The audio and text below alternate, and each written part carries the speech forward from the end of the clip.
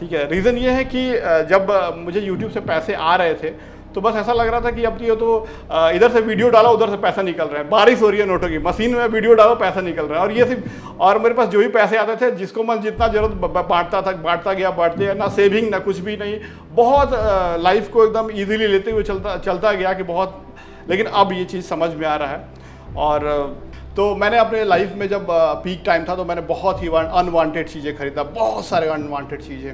और आज ऐसी सिचुएशन है कि जो अब लगता है कि जैसे ये स्थिति हो जाएगी तो लगता है कि iMac बेच दूँ, मैकबुक बेच दूँ, ये कैमरा बेच दूँ, वो ड्रोन बेच दूँ, ये सब चीज़ें ऐसा आता है। तो सेविंग्स नथिंग दीपक। आज के इस वीडियो में हम इंडियंस की 10 ऐसी गलतियों की बात करने वाले हैं जो उनकी वेल्थ को डिस्ट्रॉय करने का काम करती हैं। वेल्थी बनने के लिए जितना जरूरी पैसे को समझना, उसका सही यूज करना और उसे सही जगह इन्वेस्ट करना है, उतना ही जरूरी है इन मनी मिस्टेक्स से बचना जो आपकी वेल्थ क्रिएशन जर्नी को नेगेटिवली इम्पैक्ट करती है। Mistake number 1, mixing insurance and investment. आपने या फिर आपकी फैमिली में किसी न किसी ने कोई न कोई इंश्योरेंस प्लान खरीदा होगा इन्वेस्टमेंट पर्पज से, और उसे आपकी फैमिली को बेचने वाला व्यक्ति कोई रिश्तेदार या दोस्त ही होगा। इसमें इंश्योरेंस एजेंट आपको बताते हैं लाइफ कवर तो मिलेगा ही मिलेगा, साथ ही साथ 60 से 65 की एज में गारंटेड आपको इतने लाख रुपए भी मिलेंगे। जो नंबर सुनने में आपको बहुत बड़ा लग सकता है, पर जब आप एनुअल रिटर्न कैलकुलेट करोगे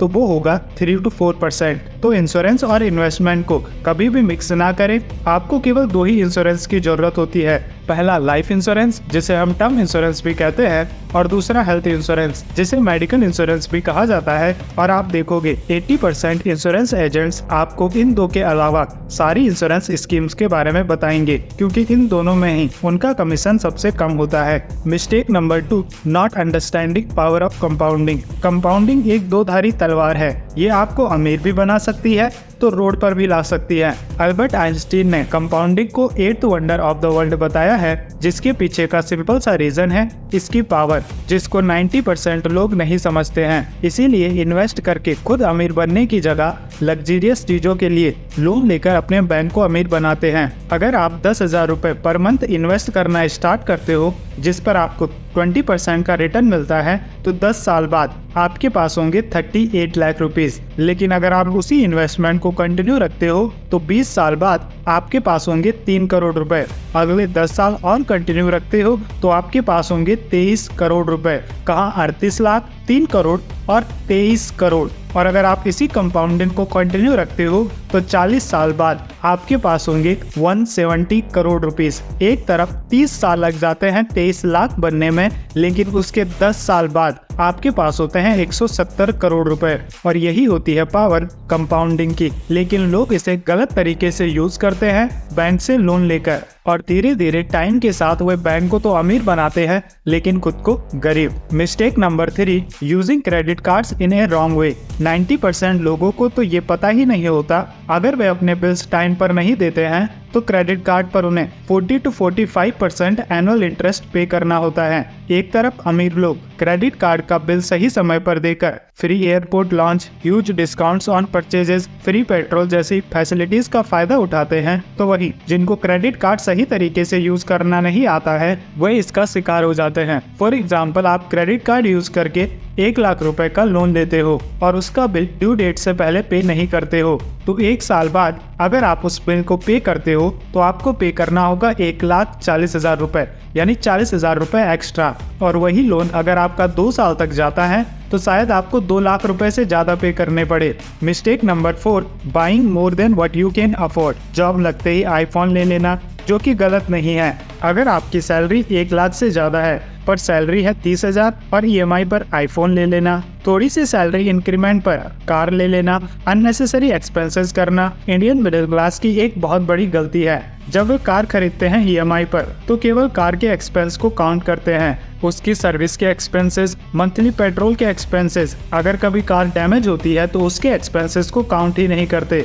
और एक बार अगर आपने किसी लग्जरी चीज को ले लिया है तो आप लाइफस्टाइल डिजीज के शिकार हो जाते हैं, यानी अब आप उससे नीचे नहीं जा सकते। Mistake number 5, buying just because of discount. कई बार हमें चीजें खरीदनी भी नहीं होती हैं, पर जस्ट बिकॉज उस पर 30% डिस्काउंट मिल रहा है, 50% डिस्काउंट मिल रहा है, तो हम बाय कर लेते हैं। शॉपिंग वेबसाइट कुछ और खरीदने के लिए ओपन करते हैं और काफी कुछ और भी खरीद लेते हैं just because of discount. Companies के पास आपकी सर्चेस का और वॉच लिस्ट का डेटा होता है, जिसका यूज करके वो आपको स्पेसिफिक एड्स दिखाते हैं। जो चीजें आपको पसंद है पर अफोर्ड नहीं कर सकते हैं, आपको डिस्काउंट पर दिखाई जाती हैं, जिसके बाद आप खुद भी खुद को नहीं रोक पाते। डिस्काउंट्स के लिए इंडियंस की अटैचमेंट इतनी ज़्यादा है कि कई बार तो दोस्तों का क्रेडिट कार्ड यूज करके, उनका मोबाइल नंबर यूज करके वे डिस्काउंट पर चीज़ें बाय कर लेते हैं, जबकि एक्चुअल में उन्हें उन चीज़ों की अभी ज़रूरत भी नहीं थी। Mistake number 6, no medical insurance. मैंने कई सारे लोगों को देखा है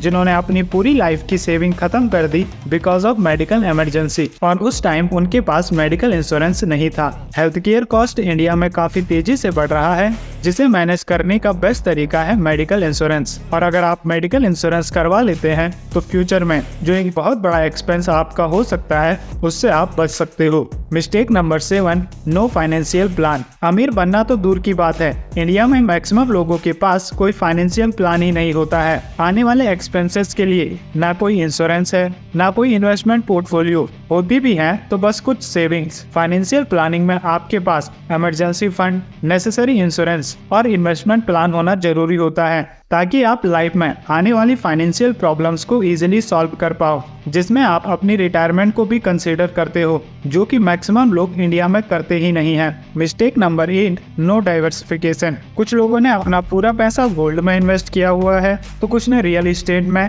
तो कुछ स्टॉक मार्केट में इन्वेस्ट कर देते हैं। पर आपको ये पता होना चाहिए, ये सारी चीज़ें आपको अच्छा रिटर्न देती हैं, पर इनके भी फेसेस होते हैं। फॉर एग्जाम्पल, अगर आपने अपना पूरा पैसा स्टॉक मार्केट में इन्वेस्ट किया होता और कोविड-19 के टाइम पर अचानक से आपको पैसे की ज़रूरत पड़ती, तो हो सकता है आपको 50% वैल्यू पर अपने पैसे को निकालना होता है, जहां पर आपका बहुत सारा लॉस होता। कोई फर्क नहीं पड़ता है आपने कितनी रिसर्च की है, कितना एनालिसिस किया है, कौन सा पैटर्न फॉलो किया है। अगर ओवरऑल मार्केट नीचे जा रहा है तो आपका पोर्टफोलियो भी डाउन ही रहेगा। तो अगर आपको कभी भी इमरजेंसी में पैसे की ज़रूरत पड़ती है, तो उस समय अगर आपका पोर्टफोलियो डाइवर्सिफाइड है, तो आपको पता होगा कि कोई ना कोई फाइनेंशियल इंस्ट्रूमेंट उस समय आपको अच्छा रिटर्न दे रहा होगा, जहां से आप अपना पैसा निकाल सकते हो। लेकिन ज़्यादातर लोग इंडिया में अपने पोर्टफोलियो को डाइवर्सिफाई ही नहीं करते। Mistake number 9, no discussion about money. मैं एक बैंक में काम करता हूँ और कई बार मैंने देखा है हस्बैंड की डेथ हो जाती है तो वाइफ को ना तो बैंक अकाउंट की डिटेल्स पता होती है, ना पासवर्ड्स पता होते हैं, और उस टाइम पे वाइफ को कई सारी प्रॉब्लम्स का सामना करना पड़ता है पूरी डिटेल्स इकट्ठा करने में, क्योंकि परिवार में, फैमिली के अंदर पैसे के बारे में कभी डिस्कस ही नहीं होता।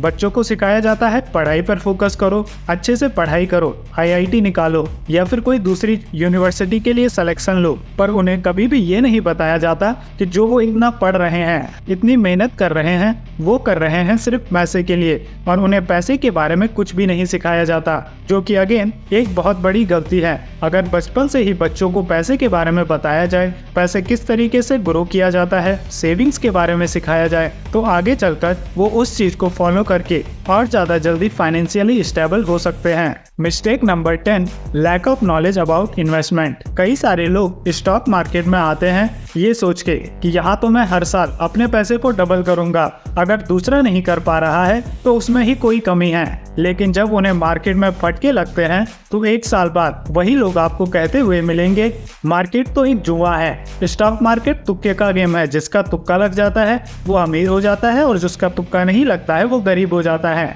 जबकि ऐसा नहीं है। अगर आप सही एक्सपेक्टेशन के साथ अपनी इन्वेस्टमेंट को करते हो, अपने पोर्टफोलियो को डाइवर्सिफाइड रखते हो, तो आप मार्केट से अच्छे खासे रिटर्न कमा सकते हो। स्टार्टिंग में उन्हें लगता है 20% तो बहुत कम है, उन्हें और ज़्यादा रिटर्न चाहिए, लेकिन 2 साल बाद वही लोग आपको बोलते हुए मिलेंगे मार्केट में 20% रिटर्न भी नहीं कमाया जा सकता। तो जब भी आप स्टॉक मार्केट में इन्वेस्ट करते हो, गोल्ड में इन्वेस्ट करते हो या फिर किसी भी फाइनेंशियल इंस्ट्रूमेंट में इन्वेस्ट करते हो, तो सबसे पहले उसकी नॉलेज लेना, उसको समझना काफ़ी ज़्यादा इम्पॉर्टेंट है। कौन सा मार्केट किस तरीके से काम करता है, उसकी अंडरस्टैंडिंग बनाना काफ़ी ज़्यादा इम्पॉर्टेंट है अगर आपको वहाँ से अच्छे खासे रिटर्न कमाने हैं। तो ये थी 10 गलतियाँ जो आपने भी पास्ट में की होंगी या फिर कर रहे होंगे, जिनमें आप सुधार लाकर अपनी फाइनेंशियल सिचुएशन को और बेटर कर सकते हो। और अगर आपको पैसे के बारे में और अच्छी अंडरस्टैंडिंग बनानी है और जानना है किस तरीके से आप अपने वेल्थ क्रिएट कर सकते हो, तो आप देख सकते हो इस वीडियो को। मैं मिलूंगा आपको उसी वीडियो में, तब तक के लिए good bye. Keep learning, keep growing.